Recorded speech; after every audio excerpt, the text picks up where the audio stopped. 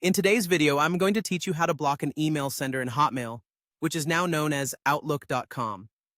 This is a helpful way to manage your inbox and ensure that unwanted messages from certain senders don't clutter up your email. So let's dive into the steps you need to follow in order to effectively block an unwanted sender and keep your inbox organized. First things first, you'll want to locate the email from the sender you no longer wish to receive messages from.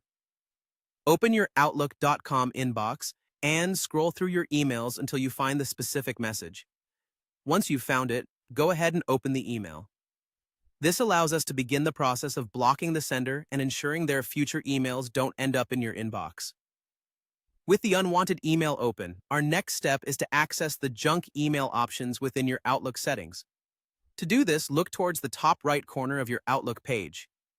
You should notice a gear icon, which is the settings menu. Give that a click, and a drop-down menu with various options will appear. These settings help you customize your email experience and are essential for managing incoming messages effectively. After clicking the gear icon, you'll want to navigate towards the section labeled Mail. Click on that and then choose Junk Email. This part of the settings menu is specially designed for handling permissions related to what emails you receive and those you'd prefer not to see. Here, you have the power to customize your email filtering system according to your needs. Once you've arrived at the junk email settings, direct your attention to the Blocked Senders section. It's here that you will add the email address you wish to block from your inbox. In the space provided, carefully input the email address of the person or entity you no longer want to hear from.